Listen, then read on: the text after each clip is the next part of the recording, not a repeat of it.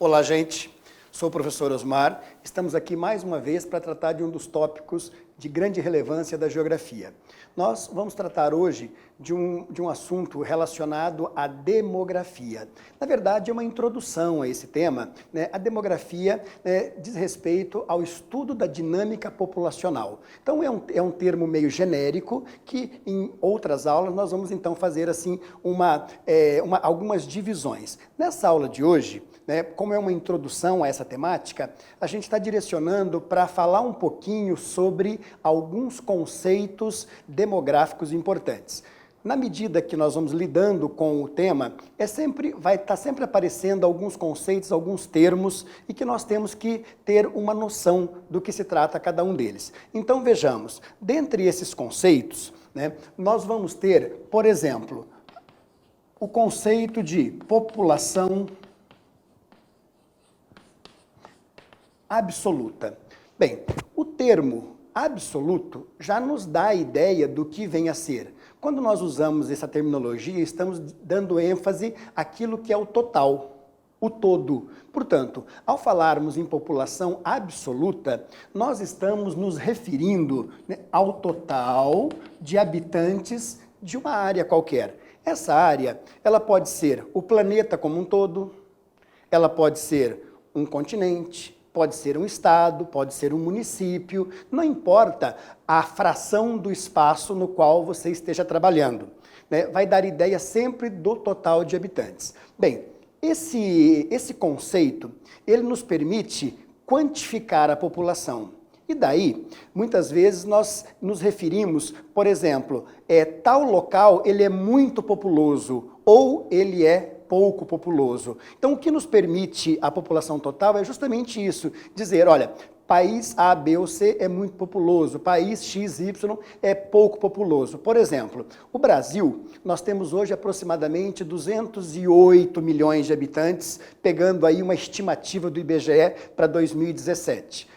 Portanto, o Brasil é um dos grandes países em termos de população. Nós temos à frente do Brasil a Indonésia, os Estados Unidos, a Índia e a China, que são os países que têm assim, grandes populações, no caso da China, 1 bilhão e 400 milhões de habitantes. Portanto, ao nos referirmos a esse conceito, estamos dando ênfase à quantificação dessa população.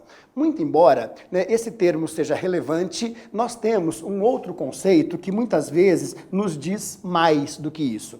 Então, por exemplo, o que diz respeito à população relativa. Tá? População relativa, ou então aquilo que nós chamamos também de densidade demográfica. Nós podemos dizer que esses dois termos, eles são sinônimos. Bom, população relativa, o termo também nos sugere, é a população em relação a alguma coisa. Tá? Em relação a quê? Nesse caso, em relação à área. Então, portanto, densidade demográfica. Nesse caso, nós vamos ter assim, a fórmula, para se obter essa informação, nós vamos pegar aqui o seguinte, a população absoluta dividido pela área. Então, no momento que eu pego essa informação, a população absoluta de um local qualquer, e divido pela área, nós vamos obter um resultado que vai ser habitantes por quilômetro quadrado. Portanto, essa informação ela é mais significativa geograficamente falando. Por quê?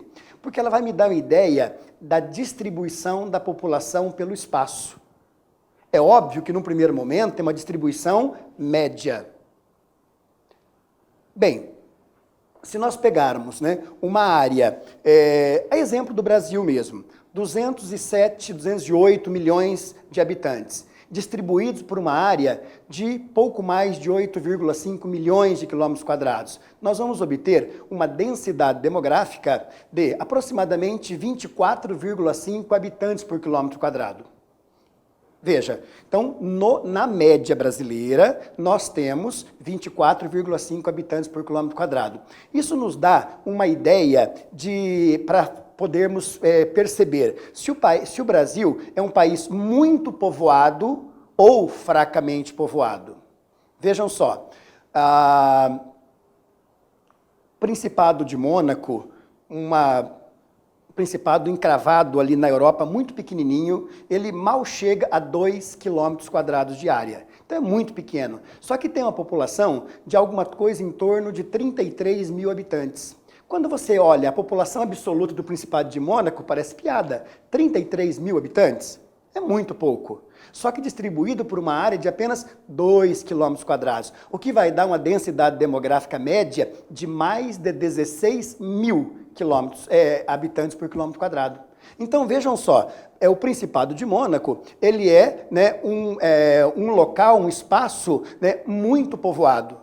Enquanto que, né, o Brasil, pegando só esse critério população-área, ele é fracamente povoado. Então, essa ideia ela é mais relevante do que a população absoluta em si, porque ele vai estar associando, né, a área disponível e a população ali existente. Então, esses dois conceitos são dois conceitos muito utilizados, né, é muito recorrente, portanto, é bom que tenhamos esses conceitos em mente. Além disso, nós temos alguns outros que são bastante relevantes também. Por exemplo, né, quando nós nos referimos aos processos de crescimento, de distribuição dessa população e, sobretudo, o crescimento, vai nos aparecer alguns valores como natalidade, mortalidade. Então, por exemplo, o que é a natalidade de uma nação, né? Ou de um espaço qualquer? É a quantidade de crianças vivas que nascem em determinado período.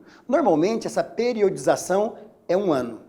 Então, a natalidade do Brasil, a natalidade, né, da América, a natalidade de um país europeu, não importa o espaço no qual você está inserido, vai nos dar a ideia, o valor total da quantidade de nascimentos vivos. Digo nascimentos vivos porque são aqueles que vão passar, que vão existir de fato.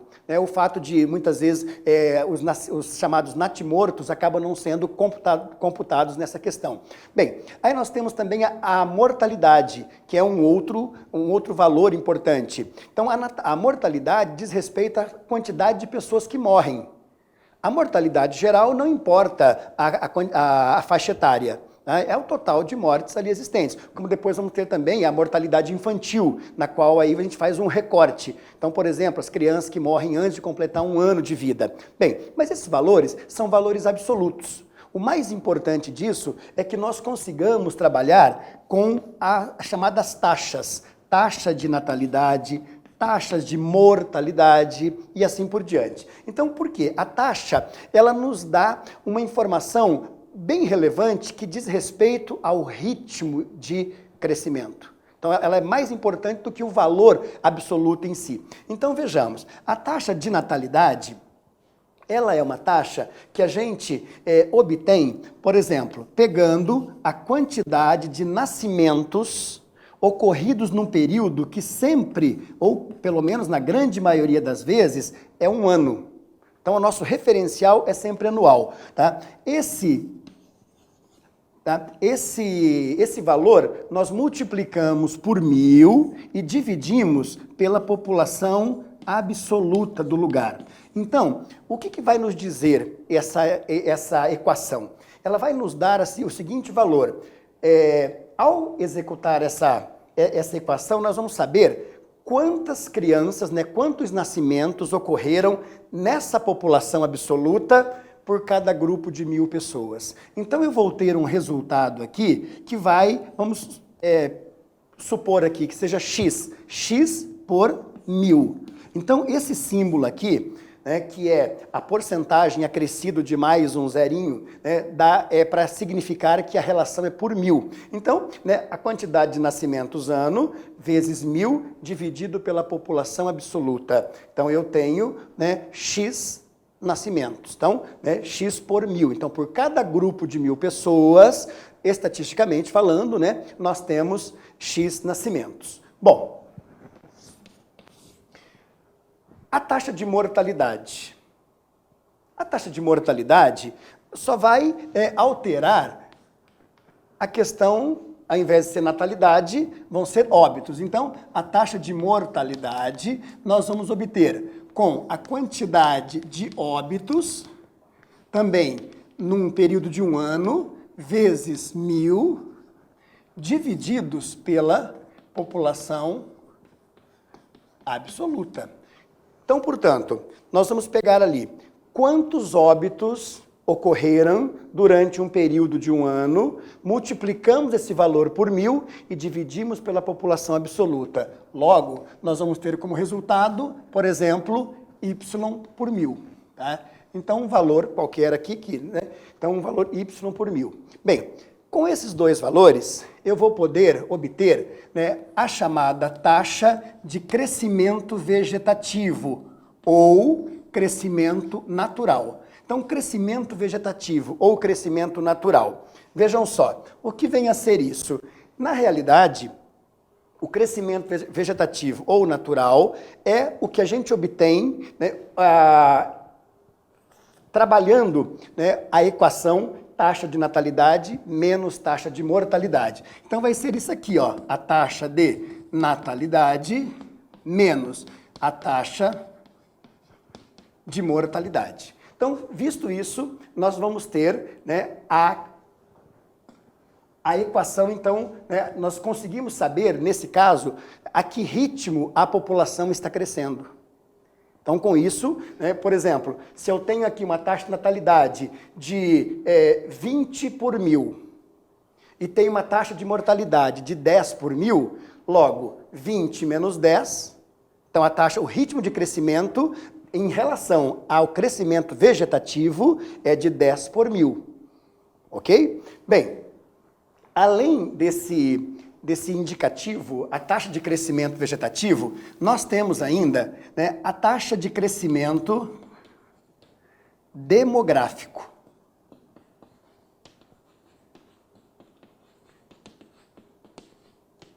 Eles são sinônimos? Não.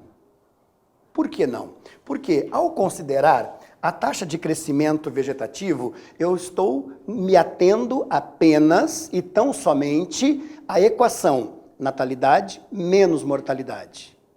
Mas aí, vejamos, se eu estiver me referindo ao planeta Terra, isso aqui, eles seriam sinônimos. Tá? Por quê? Porque a Terra, como um todo, a população só cresce com base no crescimento vegetativo. Agora, no momento em que eu estou falando de um país, de um continente, de uma cidade, de um estado, eu tenho que considerar uma outra forma de crescimento. E que forma é essa? São as migrações. Resultado da mobilidade espacial das pessoas. Migrações essas que teremos uma aula específica para tratarmos dessa temática. Então, agora, só para colocar aqui essa questão, que o crescimento demográfico de uma nação, ele é diferente do crescimento vegetativo dessa nação. A não ser que esse local, essa nação, esse espaço geográfico qualquer, esse território, não tenha tido nenhum processo migratório, o que isso praticamente é impossível. Então, o que vem a ser a taxa de crescimento demográfico? Nada mais do que a taxa de crescimento vegetativo mais aquilo que nós chamamos de saldo migratório. Tá, e o que é o saldo migratório? Saldo migratório é o resultado que a gente obtém entre a quantidade de pessoas que deixam o local e a quantidade de pessoas que entram no local. Ao se tratar de migração, nós usamos normalmente dois termos. Então, a migração é o processo migratório em si. Quando um indivíduo sai de um local para ir para outro, vamos imaginar uma migração externa, uma migração internacional. Então, o indivíduo sai do Brasil, está indo para a Europa, para um país europeu qualquer. Ele está emigrando do Brasil. Quando, né, um europeu, um americano, um asiático vem para o Brasil, ele aqui dentro ele é um imigrante. Então, de onde você sai, você é um emigrante. Onde você entra, você é um imigrante. Então, no caso, né, ao tratar dessa questão num espaço qualquer, numa cidade, num estado, numa região, num país, nós vamos considerar entre esse saldo migratório vai ser o resultado entre a quantidade de pessoas que saíram e a quantidade de pessoas que entraram. E esse resultado, ele pode ser positivo ou negativo. Por quê? As questões das migrações, elas levam em conta uma série de fatores. E dentre eles o econômico, conflitos, etc. Mas, por exemplo, pode ter momentos em que aquele local ele funciona como uma área de atração populacional. Então aí o saldo vai ser positivo, ou seja, vai entrar mais gente do que vai sair. Num outro contexto, o que pode acontecer? A situação ou uma questão estrutural ou mesmo, né, momentânea, faz com que aquele local se torne uma área de repulsão populacional. Aí, nesse caso, o que vai acontecer? Eu vou ter uma saída maior de pessoas do que de entrada. Então, por isso, o crescimento demográfico, ele muitas vezes tem um crescimento de vegetativo positivo, mas pode apresentar um crescimento demográfico negativo. Por quê? Na iminência do saldo migratório ser negativo. Então essas questões, elas são muito pontuais e devem ser observadas à luz das informações daquele local a ser analisado. Tá?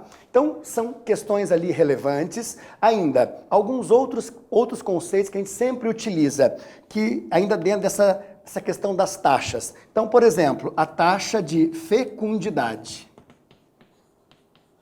O que vem ser a taxa de fecundidade? A taxa de fecundidade é uma taxa a qual a gente se reporta para observar a quantidade de crianças que nascem no determinado período e a relação entre as mulheres em idade de reprodução.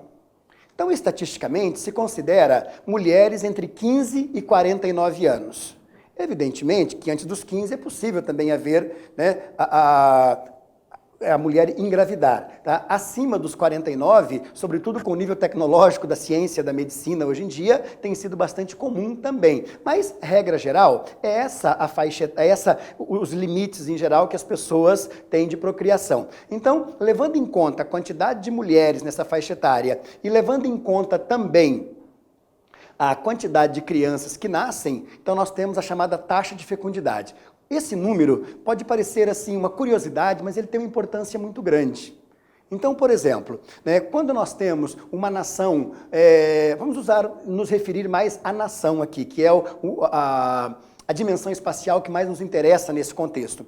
Então, por exemplo, imaginemos uma nação que tem uma taxa de fecundidade, né, de 3 crianças por cada mulher em idade de procriação, ou 4 ou 5. Então significa dizer que há, né, uma reposição muito além daquela necessária para a população se manter. Por outro lado, se eu tenho uma nação onde esses números, né, essa relação ela cai muito, essa população pode não ter a condição, né, só levando em conta a natalidade e mortalidade, de se recompor. Então costuma-se dizer que a taxa de fecundidade considerada ideal é 2,1. Tá? Por que 2,1? Ora, né, para uma criança nascer, você tem, então, um pai e uma mãe. Tá? Então, se na média cada mulher tem 2 filhos, que significa dizer que esses 2 filhos vão repor o pai e a mãe quando eles se forem. Então, se tiver uma taxa de fecundidade de 2, significa dizer que essa população ela vai, no máximo, se manter. Tá? O 2,1, então esse 0,1 é aquele valor a mais que, por exemplo, tem algumas pessoas que têm a opção de não ter filhos, né? Tem uma série de questões, então para que essa população se mantenha, né, numa condição de não redução da sua população. Então, com isso, 2,1 seria um número bastante adequado. As nações mais pobres, mais subdesenvolvidas, elas têm valores superiores a isso. Então, 3, 4, alguns lugares até ainda 5 filhos por mulher. Tá? Já as nações mais desenvolvidas, elas têm valores menores que isso. Não é à toa que alguns países europeus, mesmo o caso do Japão, são países que experimentam uma redução da população e tendo que recorrer, portanto, às imigrações. Então, por mais que às vezes nações desenvolvidas criem barreiras para os imigrantes, eles precisam desses indivíduos, porque a população deles, os nativos, estão em processo de diminuição em função de que a taxa de fecundidade se apresenta muito baixa. Depois ainda, a gente tem algumas outras taxas, né, que é o caso, por exemplo, da mortalidade infantil. A mortalidade infantil também é um dado interessante, porque ele vai levar em conta e vai estar muito ligado ao nível socioeconômico, ao padrão de vida, à qualidade de vida de um local. Então, por exemplo, o que vem a ser a taxa de mortalidade infantil? É a quantidade de crianças que morrem antes de completar 1 ano de vida, em relação à quantidade que nasceu. Então, né, quanto maior o nível de desenvolvimento de uma nação, menor vem a ser essas taxas de mortalidade. E o que significa ter uma taxa maior ou menor? Vai estar ligada diretamente ao nível socioeconômico, às condições sanitárias, né, a facilidade ou não de ter à disposição a medicina, etc. Tá? Então, com isso, a gente consegue ter essa noção, né, do desenvolvimento de um espaço territorial qualquer, levando em conta essas questões. Então, aqui, a gente tem, em regra geral, alguns conceitos que vão se manter muito presentes no que a gente vai estar tratando do estudo da demografia de um modo geral. Ao trabalhar a demografia, dentro dessa dinâmica como um todo, nós vamos considerar algumas questões. Que questões são essas, né? Então, o que nos interessa ao estudarmos a demografia enquanto o estudo da dinâmica populacional? O que nos interessa? O que nós precisamos saber para podermos estudar adequadamente e termos condições de pensar essa questão? Vejamos, o crescimento populacional é algo que é extremamente relevante. Nós vamos, numa aula específica, trabalharmos a dinâmica desse crescimento populacional, vamos levar em conta os estágios de crescimento populacional, mas aqui agora eu quero só pontuar para vocês que é um dos aspectos, um dos temas dentro da demografia que é muito importante. Então, o que a gente observa aqui na questão do crescimento populacional? Questões como, por exemplo, a quantidade de habitantes, e aí observando temporalmente como se dá esse crescimento populacional, se analisa os ritmos de crescimento, se está crescendo rápido, se está crescendo lentamente, e obviamente raciocinando em cima dos argumentos, dos fatores que levam a isso. Então, ao falarmos do crescimento populacional, nós vamos estar levando em conta a população como um todo e o seu ritmo de crescimento.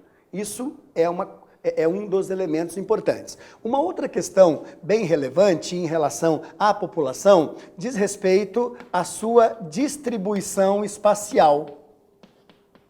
Então, aqui, o que nós vamos abordar ao falarmos da distribuição da população? É muito simples, é muito fácil perceber que a população num país, que a população num continente e que a população mundial como um todo não se encontra distribuída de forma regular pela superfície. Isso por quê? Porque existem locais que apresentam melhores condições e outros que apresentam condições mais adversas. Em geografia, nós utilizamos o termo ecúmeno e anecúmeno, sendo o ecúmeno aqueles locais que têm fáceis condições de sobrevivência, que facilitam a vida das sociedades. Locais anecúmenos são aqueles que, por outro lado, dificultam, são lugares inóspitos. Então, por exemplo, ao falarmos de distribuição populacional, a gente vai perceber quais são os fatores que interferem nessa questão. Então, por exemplo, climas, relevo e solo, disponibilidade de água. Então, essas questões todas vão estar presentes, vão contribuir para que tenhamos uma possibilidade de pensar sobre essa distribuição. Então, ao falarmos na distribuição, nós inclusive vamos considerar 3 fatores importantes. Os fatores naturais, que basicamente são esses que eu mencionei para vocês: relevo, solo, clima, água, né? Os fatores históricos, porque nem todos os lugares do mundo eles foram ocupados ao mesmo tempo. Então nós temos aqueles locais que historicamente são mais antigos, tendem a ser mais populosos, né? Tendem a ser mais povoados, inclusive. Tá? Os locais mais recentes, é lógico que isso não é uma regra sem exceção, né? Mas em geral é isso que ocorre. Tá? E também os fatores econômicos, que determinam, acaba atraindo mais pessoas, ou então fazendo com que as pessoas saiam daqueles locais. Então, isso é bastante relevante. E ainda, né, dentro dos estudos demográficos, a gente também destaca muito aquilo que nós chamamos de estruturas da população. O que vem a ser essas estruturas? Na realidade, é como a população está estruturada em relação, no que diz respeito a algumas questões importantes, como, por exemplo, a estrutura etária.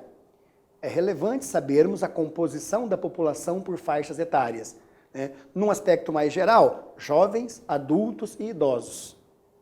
Então, a faixa de jovens são aquelas que ficam ali entre 0 e 14 anos, a faixa de adultos, aquela que vai de 15 a 64 anos, e os idosos acima de 65 anos. Então, podemos fazer uma série de análises em cima dessa composição. Além da composição etária, nós também temos a distribuição por sexos ou por gêneros. Então, termos uma noção da quantidade de mulheres e homens na população. Nós vamos perceber que tem locais que têm ligeiramente mais homens, outros locais ligeiramente mais mulheres na população. Então, a gente consegue também raciocinar em cima disso. E ainda temos a estrutura cultural, que levamos em conta a questão educacional em geral, e ainda, como uma finalização dessa parte, né, a estrutura ocupacional, aquela que vamos levar em conta, né, a parcela da população que está no mercado de trabalho, portanto, a PEI, a população economicamente ativa. Então, gente, essa aula, como uma introdução aos conteúdos relacionados à demografia, nós encerramos aqui e aguardo vocês na nossa próxima aula.